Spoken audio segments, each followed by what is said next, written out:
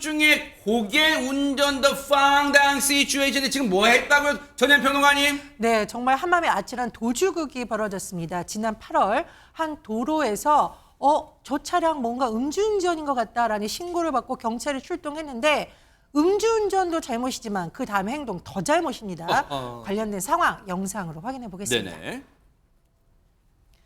네, 경찰이 차량을 받고 신고를 받고 출동을 해서 차량을 발견했습니다. 네. 잠시 정차한 틈을 타서 운전석에 다가가는데요. 안 서. 차선을 진짜. 바꿔서 또 이 차량이 도주합니다. 경찰차가 계속 쫓아가는데도 멈추지 않아요. 속도 위반도 위험한데 보시면 중앙선 차로 왔다 갔다 하면서 어머머. 정말 고개 운전을 펼칩니다. 어머나. 어린이 보호구역 정말 위험한데 더 빠르게 달립니다. 어허. 결국 멈칫하는 순간에 저렇게 순찰자에 가로막혀 버리는데요. 야. 운전자 이래도 차문을 열지 않아요. 결국 경찰이 다가가서 삼단봉으로 유리창을 깨고 운전자를 체포했습니다. 이 도심에서 펼쳐진 아찔한 추격전. 그런데 역시나 운전자 만취 상태였습니다. 아니 또 우리가 그 귀에 못이 박히도록 듣는 그 분노의 음주운전이었다는 거예요, 안진용 기자님. 네, 지난 8월 26일 밤 12시 50분쯤 대구 서구에서 벌어진 일입니다. 음주 의심 신고가 접수돼서 경찰이 출동을 했는데 그리고선 이 운전자에게 내릴 것을 이제 검문하려고 하자 곧바로 도주해버린 거죠. 그때부터 무려 15분 동안 2.5km의 공포의 질주가 시작됩니다. 그러면서 계속적으로 위법 행동을 하는데 일단 중앙선을 넘나들었고요. 역주행을 했고 어머나, 신호 위반, 가속 등 난폭 운전을 지금 일삼았습니다. 역주행하는 장면 그대로 찍혔네요, 지금. 그렇습니다. 네. 더 큰 사고로 이어진 게 다행이다고 느껴질 정도인데요. 일단 경찰들 이 차량을 멈춰 세운 다음에 운전자를 끌어내렸는데 30대 여성이었고 양팔로 경찰이 부축을 해야 될 정도로 만취 상태였습니다. 아유. 결국 현행범으로 체포된 이 여성, 그 후에도 경찰의 음주 측정을 무려 3번이나 거부한 것으로 전해졌습니다.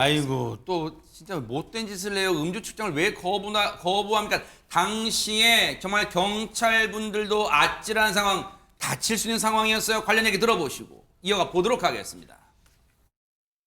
그 차량에서 내려서 수차례 이제 하차 명령하고 이제 시동 정지 명령을 했는데도 불구하고 음주운전자는 이제 자기 자신의 휴대폰을 보거나 저희의 이제 대답에 요청에도 불구하고 전혀 대답도 안 했고요. 아울러 이제 수갑을 채우고 순찰차로 이동하는 과정에서도 거의 보행이 불가능할 정도로 다리를 휘청휘청하는 모습을 보였고요. 언행도 이제 혀가 완전 꼬부라진 상태로 거의 불가능한 상태로 보였습니다. 그래서 만취 상태라고 판단했습니다. 아니 대체 박주희 변호사님 얼마나 대체 술을 퍼마셨길래 혀가 말이 안 될 정도로 지금 경찰분 편이 혀가 꼬부라져 진짜. 네, 아까 영상 보시면 제대로 걷지도 못하잖아요. 이럴 정도의 만취 상태인데 그런데 사실은 인명사고가 안 났으니까 망정이지 정말 큰 사고가 날 수 맞아요. 있었던 사실 아찔한 상황입니다. 그러니까요. 그런데 이 여성 결국에 체포된 후에 자신이 인근 대학가에서 술을 마신 상황을 인정을 했습니다. 그래요? 그런데 왜 도주를 했느냐라는 경찰의 질문에 네. 과거에 음주 적발 이력이 이미 2차례나 있었다라고 합니다. 뭐라고요? 이미 정과가 있었던 거죠. 어허! 그러다 보니까 이번에는 걸리면 안 되겠다라는 이 생각으로 달아난 거다. 이렇게 진술을 했습니다. 자기가 그 와중에도 자기가 잘못했다는 거, 아유 어떡하지, 나 지금 음주 또 걸리게 되겠는데 그걸 알았다는 거 아니에요? 근데 박성배 변호사님 세상에 그러고도 아니 근데 음주운전 진짜 솜방망이 처벌 문제 아니, 그러고도 정신을 못 차리잖아요 지금.